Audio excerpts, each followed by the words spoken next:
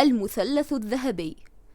تناثرت الغيوم البيضاء في السماء مشكلة لوحة جميلة نظر إليها نبيل بفرح مستبشرا، وهو يقول لأصدقائه في الصف: قد مضى فصل الصيف وحل مكانه فصل الخريف، ومعنى ذلك شمس خجول.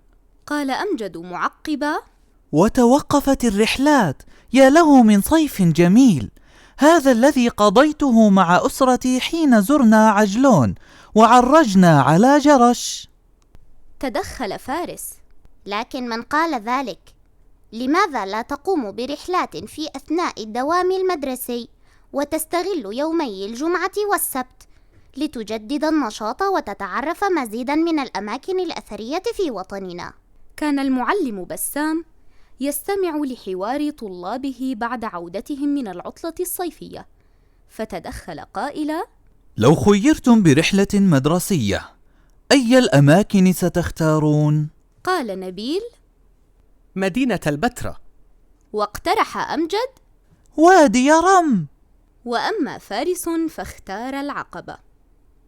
قال المعلم: ما رأيكم أن تجمع هذه الأماكن في رحلة واحدة؟ هي رحلة المثلث الذهبي. دعونا نستمع لكل واحد منكم عما يعرفه عن المكان الذي اقترح زيارته. ابدأ يا نبيل. قال نبيل: البتراء المدينة التي بناها الأنباط، وإحدى عجائب الدنيا السبع، المدينة الوردية بصخورها الملونة الزاهية، وما تحويه من أماكن أثرية مهمة ترجع في تاريخها إلى عام 312 قبل الميلاد. ففيها السيق، الممر الطويل الذي يقع بين جبلين، وفي نهايته تقع الخزنة المنحوتة في الصخر. تدخل المعلم قائلا: لا تنسوا قصر البنت والكهوف المنحوتة في الصخر، وهناك مسلات وقبور عدة، وفي أعالي الجبال تقع الصوامع التي كان يعتكف فيها النساك للعبادة، وفيها الخزنة المصغرة والبيضاء. تابع المعلم: ماذا عنك يا أمجد؟ وماذا عن وادي رم؟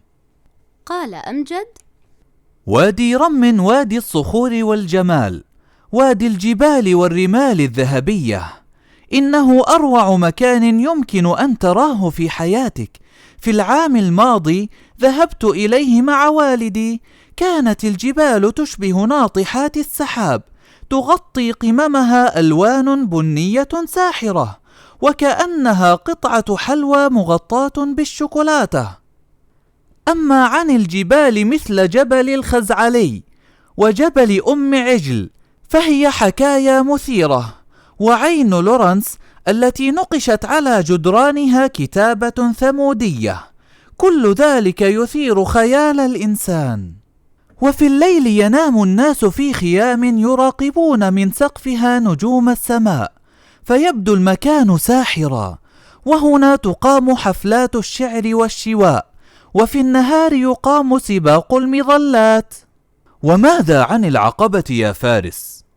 تحمس فارس وقال: إنها نهاية المطاف، مدينة البحر والمرجان، واحة القلب في الأردن وثغره الباسم، تشتهر بقلعتها الأثرية التي تقع على الشاطئ، ويرجع بناؤها إلى نهاية العصر المملوكي، وقد تحولت اليوم إلى متحف يقع قربه قصر الشريف الحسين بن علي، وقد تحول إلى متحف أيضا، وبالقرب منها تقع ساحة العلم.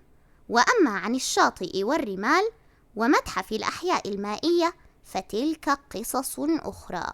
قال أمجد: يا لها من أماكن ساحرة، تشوقنا لرؤيتها. في أول فرصة سنزور المثلث الذهبي الجميل.